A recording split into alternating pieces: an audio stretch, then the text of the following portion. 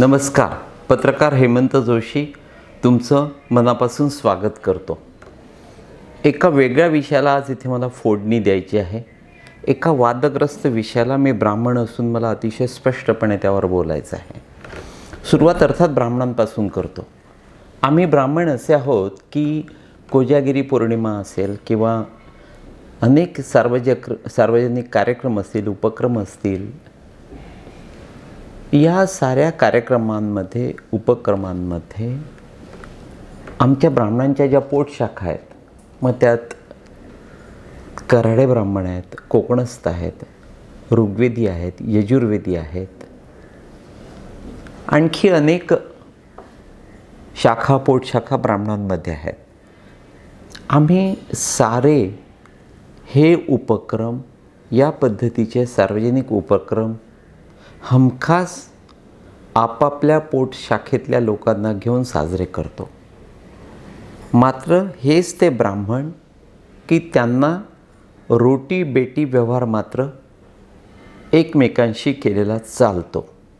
थोडक्यात काय तर अमुक एखाद्याच्या घरामध्ये सून कोकणस्थ असेल, जावई ऋग्वेदी असेल, तो जो पुरुष आहे तो स्वतः यजुर्वेदी असेल किंवा त्याची पत्नी कऱ्हाडे असेल, ते त्यांचे असे सार्वजनिक उपक्रम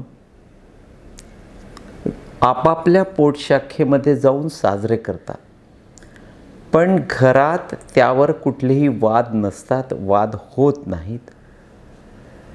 ते सारे एकोप्याने राहतात. अत्यंत महत्त्वाचं म्हणजे जेव्हा केव्हा ब्राह्मणांवर ब्राह्मणेतर अमुक एखाद्या मुद्द्यावर तुटून पडतात, टीका करतात, त्यांना डिवचतात, चिडवतात, तेव्हा सारे ब्राह्मण आपापल्या पोटशाखा विसरून एकत्र येतात.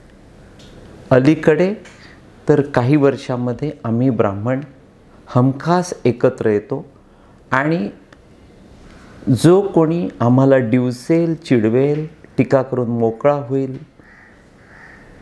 उगाच भंडावून सोडत असेल, तर आम्ही सारे एकत्र येऊन समोरचा कितीही ताकदवान असला, थेट शरद पवार जरी असला, तरी आम्ही सारे तुटून पडतो आणि या अशा विरोधकाला पळवून लावतो, बेजार करतो, नामोहराम करतो. ही अशी जी एकजूट आम्हा ब्राह्मणांमध्ये आहे, दुर्दैवानं ही एकजूट जेथे बघायला हवी होती ती तिथे एकजूट झालेली अजिबात दिसत नाही. आणि तो आहे या राज्यातला बहुसंख्येनं मोठा असलेला दुसऱ्या क्रमांकाचा बौद्ध समाज. म्हणजे या साऱ्या बौद्धांचा देव एक, परमपूजनीय बाबासाहेब. मात्र बाबासाहेबांच्या पुण्यतिथीला किंवा जयंतीला नागपुरात आणि मुंबईत एकत्र यायचं, बहुसंख्येने एकत्र यायचं. त्या दिवशी पुरतं झुंडीच्या झुंडी एकोप्याने वागायचं आणि एकदा का त्या दिवसाची पुण्यतिथी किंवा जयंती संपली, आटोपली, की गावाला निघून गेल्यानंतर एकमेकांची तोंड न पाहणारा समाज हा बौद्ध समाज. कारण जर एकोप्याने राहिलो, गटातटात न राहता जर एकी दाखवली, तर या बौद्ध समाजाच्या नेत्यांना मोठा राग येतो.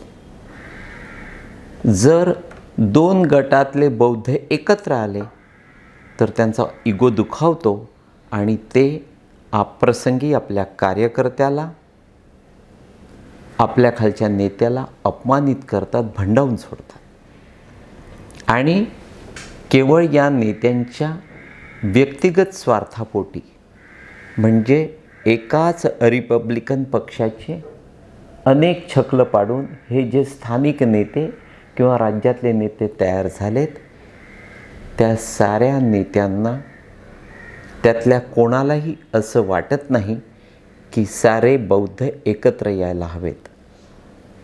त्यामुळे थोडक्यात काय तर गटातटाच्या राजकारणामुळे एकसंघ बौद्ध जे सारे बाबासाहेबांना मानतात ते सारेच्या सारे या पद्धतीनं दुभंगल्यामुळे नेते तेवढे मोठे झाले, सुखी झाले, श्रीमंत झाले, पण सामान्य बौद्ध माणूस मात्र त्याच दारिद्र्यात, त्याच अज्ञानात, त्याच गरिबीत, त्याच झोपडपट्टीत आजही राहायला आहे. आजही कसं बसं आपलं जीवन कुंठतो आहे, कसा बसा तो जगतो आहे. कारण त्याचे नेते त्याला तोंड वर काढायला देत नाहीत. त्याला एकत्र येऊ द्यायला या नेत्यांचा सक्त विरोध आहे. अर्थात एक आणखी सुंदर माझं असं ऑब्झर्वेशन आहे की नेत्यांच्या ऐवजी जे शासकीय नोकरीत आहेत, विशेषतः मोठ्या हुद्द्यावर आहेत, शासकीय प्रशासकीय अधिकारी आहेत किंवा शासकीय नोकरीतले जे बौद्ध कर्मचारी आहेत, किंबहुना शासकीय नोकरीत नसतील पण इतरही जे मोठ्या पदावर आहेत, हुद्द्यावर आहेत, त्या साऱ्यांना मात्र सारे बौद्ध एकत्र यावेत यासाठी या अधिकाऱ्यांचा, कर्मचाऱ्यांचा विशेष प्रयत्न असतो, डिव्होशन असतं. ते सारे अनेकदा एकत्र येतात हे मला नक्की माहिती आहे. परंतु वेळेचा अभाव आणि बोलण्यावर, वागण्यावर, काम करण्यावर बंधनं, त्यामुळे नोकरीत राहिल्यामुळे या अशा सुशिक्षित आणि नेमक्या चांगल्या विचारांच्या अधिकाऱ्यांना आपला समाज हवा त्या पद्धतीनं जोडता येत नाही, सांधता येत नाही, मोठा करता येत नाही. जर अधिकाऱ्यांमधून काही चांगले नेते तयार झाले तर मात्र या बौद्ध समाजामध्ये नक्की एखादा चमत्कार घडेल. बाबासाहेबांच्या संकल्पनेतून, स्वप्नातून, प्रयत्नातून, कष्टातून रिपब्लिकन पार्टी ऑफ इंडियाची स्थापना करण्यात आली. अत्यंत महत्त्वाचं म्हणजे बाबासाहेब आपल्या या महाराष्ट्रात, आपल्या या राज्यात, या पुण्यभूमीमध्ये जन्मले, वाढले, मोठे झाले, कर्तृत्वानं मोठे झाले. पुढे ते जगभर पसरले, पण त्यांची सुरुवात आपल्या महाराष्ट्रातून झाली. दुर्दैवानं बाबासाहेबांच्या पश्चात त्यांच्याच नेत्यांनी, कार्यकर्त्यांनी नाही, नेत्यांनी या रिपब्लिकन पार्टी ऑफ इंडिया या नामवंत पक्षाचे आपल्या राज्यात तब्बल लहान मोठ्या 72 गटातटांमध्ये रूपांतर केलं. त्याची छकलं पाडली आणि नेत्यांनी केवळ ती छकलं पाडून स्वतःचा वैयक्तिक, व्यक्तिगत फायदा करून घेतला. नाही म्हणायला बौद्धांचे काही नेते सत्ताधारी पक्षांमध्ये रमले. मग ते कधी दादासाहेब रुपवते होते, कधी एकनाथ गायकवाड होते, नितीन राऊत आहेत किंवा अनेक खासदार आहेत, आमदार आहेत. वास्तविक या पद्धतीचे नेते, त्यातले अनेक मंत्री झाले, खासदार झाले, आमदार झाले, मोठे नेते झाले, सत्ताधारी पक्षात वर्षानुवर्ष होते. सत्ताधारी पक्षाशी मैत्री, युती, दोस्ती, आघाडी करून त्यांनी अनेक वर्ष घालवली. परंतु बौद्ध समाजासाठी या सत्तेचा, युतीचा, पैशांचा कुठलाही सार्वजनिक फायदा मोठ्या प्रमाणावर या नेत्यांनी करून दिला नाही, अजिबात केला नाही. बहुसंख्य नेते, नितीन राऊत पद्धतीचे बहुसंख्य नेते फक्त व्यक्तिगत मोठं होण्यावर, श्रीमंत होण्यावर, पैसे कमवण्यावर त्यांचं लक्ष होतं. कामापुरते आपल्या कार्यकर्त्यांना वापरून घ्यायचं आणि नंतर त्यांना सोडून द्यायचं, त्यांची छुटफूट कामं करायची, तेवढ्यापुरतं समाधान करायचं. या भरवशावर या पद्धतीचे नेते मोठे झाले. मात्र दुर्दैवानं शक्ल पाडून मोठे झालेले या नेत्यांनी त्यांच्या बौद्धांना मात्र कायम दारिद्र्यावस्थेत, अज्ञानात, मागासलेल्या आर्थिक नियोजनात कायम ठेवलं. हे असं अजिबात घडायला नको होतं. केंद्रीय मंत्री रामदास आठवले, त्यानंतर प्रकाश आंबेडकर आणि जोगेंद्र कवाडे हे बौद्ध समाजाचे मोठे नेते. विशेष म्हणजे रामदास आठवले फार मोठ्या मनाचे. त्यांचा दृष्टिकोन व्यापक असतो आणि ते 1990 पासून सतत सत्तेत किंवा सत्तेसभोवताली. त्यामुळे झालं काय की रामदास आठवले यांचा दृष्टिकोन वेगळा होता. म्हणजे बौद्धेतर लोकांना देखील त्यांनी तेवढ्याच मोठ्या मनानं जवळ केलं. नेमकी हीच भूमिका प्रकाश आंबेडकर यांची देखील होती आणि आहे. पण प्रकाश आंबेडकर हे काही सत्तेत नव्हते. त्यामुळे बौद्धतर जो समाज त्यांच्या सभोवताली आला तो नक्की निस्वार्थी मनाने आला. त्यात मुस्लिम होते आणि इतरही समाजातले तुम्हाला विशेषतः अकोला, बुलढाणा, यवतमाळ, अमरावती त्या भागामध्ये हमखास बघायला मिळतील. अर्थात आठवले यांना देखील आंबेडकर पद्धतीनं तेच वाटत होतं की बौद्धांशिवाय इतरांनाही, इतरही वंचितांना, इतरही अडलेल्या नडलेल्यांना, ज्यांच्याकडे दुर्लक्ष आलं त्या साऱ्यांना आपण एकत्र आणून ही ताकद वाढवली पाहिजे आणि ती वाढली असती. पण आठवले यांच्या सभोवताली जे बौद्धांव्यतिरिक्त जमा झालेले आहेत किंवा जमा झालेले होते ते सारे आठवले यांच्या विशेषतः सत्तेवर डोळा ठेवून बहुसंख्य जमा झालेले आहेत असं माझं निरीक्षण आहे. तो तसा प्रकार आंबेडकरांकडे नक्की नाही. मात्र या अशा मोठ्या मनाचे जोगेंद्र कवाडे, प्रकाश आंबेडकर, रामदास आठवले जर एकत्र असते, त्यांची ताकद एकत्र असती तर फार मोठं मिरॅकल घडलं असतं. आज बौद्ध समाजाच्या व्यतिरिक्त ज्यांना बौद्धांविषयी फारशी आस्था नाही, प्रेम नाही, त्यांच्या मनावरचा बौद्धांविषयीचा या अशा फाटाफुटीमुळे जो पूर्वी धाक होता, जो दरारा होता, तो दरारा, तो धाक अलीकडल्या काही वर्षांमध्ये झपाट्यानं कमी झालेला आहे. आणि याला महत्त्वाचं कारण म्हणजे रिपब्लिकन पक्षात या नेत्यांनी घडवून, या अशा पद्धतीच्या नेत्यांनी जी फूट घडवून आणली, त्यामुळे हे सारं घडलेलं आहे.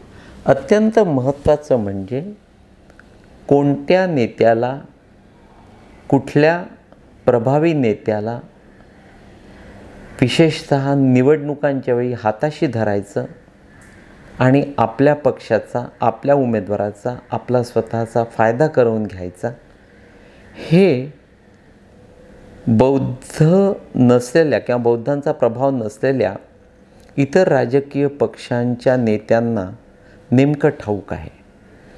त्यामुळे बौद्ध मतदारांचा फक्त निवडणुकांच्या वेळी फायदा करून घेतला जातो, वापर करून घेतला जातो आणि या अशा प्रकाराला बौद्धांचे नेते कदाचित काही आमिषांना बळी पडत असल्यानं कदाचित त्यांचे काही फायदे होत असतील, पण कायमस्वरूपी नुकसान झालं आहे ते खितपत पडणाऱ्या बौद्ध समाजाचं. बौद्ध समाजाचा नामवंत पत्रकार बंधुराज लोणे माझा मित्र आहे. त्यानं बोलण्याच्या ओघामध्ये एक फार छान वाक्य मला सांगितलं की आम्हा बौद्धांमध्ये कवाडे, आठवले, आंबेडकर या नेत्यांना जशी लोकप्रियता आहे, मान्यता आहे, त्या पद्धतीची लोकप्रियता, मान्यता देवेंद्र फडणवीस यांना देखील आश्चर्य म्हणजे बौद्ध समाजात आहे. ज्या विदर्भामध्ये भारतीय जनता पक्षाचा कडवा कट्टर विरोधक म्हणजे बौद्ध समाज असं स्पष्ट चित्र असायचं, अलीकडल्या काही काळामध्ये याच बौद्ध समाजानं उभ्या महाराष्ट्रातल्या विशेषतः विदर्भातल्या काँग्रेसची साथ सोडली. अन्यथा एकेकाळी इंदिरा गांधी आणि त्यानंतर राजीव गांधी यांच्यावर बौद्ध समाज अतिशय मनापासून प्रेम करायचा आणि विदर्भातल्या साऱ्याच्या साऱ्या जागा केवळ या बौद्धांच्या सहकार्यामुळे काँग्रेस निवडून आणायची. मात्र आता ती परिस्थिती राहिलेली नाही. किंबहुना फडणवीस यांच्या मतदारसंघातला एक मोठा नेता मला सांगत होता की त्यांच्या मतदारसंघामध्ये जे बौद्ध आहेत ते मोठ्या प्रमाणावर कोणासमोरही न झुकता कोणाचंही न ऐकता हमखास फडणवीसांना मतदान करून मोकळं होतात. किंबहुना याच बौद्धांनी बहुसंख्येनं त्यांचा समाज मतदार असताना देखील याच नागपुरातून एकदा त्या नितीन राऊत यांना विधानसभेला पराभूत केलेलं आहे. थोडक्यात काय तर पूर्वीच्या पद्धतीचं चित्र आता राहिलेलं नाही. म्हणजे आठवले जोपर्यंत शरद पवार यांच्या सोबतीला होते तोपर्यंत या राज्यातले बौद्ध मोठ्या प्रमाणावर शरद पवारांच्या पाठीशी उभे होते. त्यानंतर आठवले यांनी पवारांकडे पाठ फिरवली आणि अगदी उघड भारतीय जनता पक्षाशी युती केली. आज भारतीय जनता पक्षाचे नेते थेट नरेंद्र मोदींपासून तर फडणवीसांपर्यंत सारेच्या सारे अतिशय आदरानं त्या आठवले यांच्याकडे बघतात. अर्थातच आठवले यांचा भारतीय जनता पक्षाला असलेला पाठिंबा त्यातून नक्कीच या राज्यातल्या मतदारांची बौद्ध मतदारांची जी विचारपद्धती होती ती अलीकडल्या काही काळामध्ये बदललेली आहे आणि त्यांनी अनेकदा भारतीय जनता पक्षाला विशेषतः निवडणुकांच्या काळामध्ये मनापासून साथ दिलेली आहे. आणि या अशा घटनांकडे विशेषतः फडणवीसांनी किंवा राज्यातल्या भारतीय जनता पक्षाच्या नेत्यांनी अजिबात दुर्लक्ष करता कामा नये. जेवढ्या मायेनं आपुलकीनं सत्तेतल्या लोकांना विशेषतः बौद्ध समाजाला आणि बौद्ध समाजातल्या शासकीय प्रशासकीय अधिकाऱ्यांना कर्मचाऱ्यांना जर जवळ घेतलं, त्यांची नेमकी बाजू समजावून घेतली आणि या बौद्ध अधिकाऱ्यांच्या मनात नेमकं आपल्या समाजासाठी काय करायचं आहे हे जर सत्ताधाऱ्यांनी समजावून घेतलं तर मला असं वाटतं बौद्धांचे जे नेते आहेत ते बाजूला राहतील, पण अधिकाऱ्यांच्या मार्गदर्शनाखाली हा बौद्ध समाज नक्की पुढल्या काही वर्षामध्ये प्रगती करून मोकळा होईल. तूर्त एवढंच मित्रांनो, नमस्कार.